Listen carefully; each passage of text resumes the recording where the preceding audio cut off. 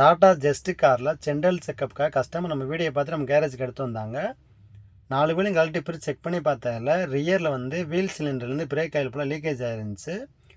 அதனால் left right 2 பக்கம் ட்ரம்மாக கழட்டி செக் பண்ணி பார்த்ததில் 2 பக்கமும் வீல் சிலிண்டர் கம்ப்ளைண்ட் இருந்துச்சு. இதனால் என்ன ஆகுன்னு பார்த்தீங்கன்னா, பிரேக் ஆயில் ஃபுல்லாக லீக்கேஜ் ஆகி பிரேக் வந்து ஃபுல்லாக பிடிக்காது. ஸோ நம்ம ஆரம்பத்திலே பார்த்தனால எந்த ஒரு கம்ப்ளைண்ட்டும் பெருசாகலை. ஏன்னா ஆயில் லீக்கேஜ் நம்ம ஆரம்பத்திலே பார்த்துட்டோம்னா வீல் சிலிண்டர் மட்டும் மாற்றுற மாதிரி இருக்கும்.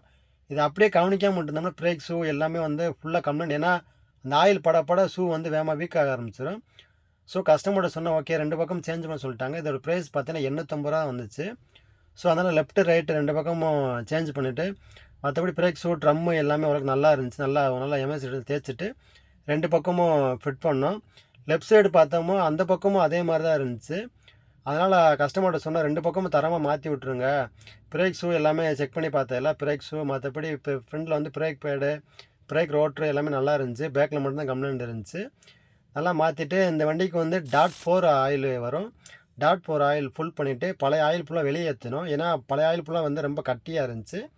பழைய ஆயில் ஃபுல்லாக எடுத்துகிட்டு புது ஆயில் வரும். நல்லா பிரேக் பம்ப் பண்ணி ஏற எடுத்து விட்டு வண்டி நல்லா ஒரு 10-15 கிலோமீட்டர் நல்லா பிரேக் வந்து செக் பண்ணி பார்த்துட்டு சென்ட்ரல் செக் ஆயில் பிரேக் எல்லாம் செக் பண்ணி பார்த்துட்டு ஓட்டி பார்த்துட்டு கஸ்டமர்கிட்ட கொடுத்தோம்.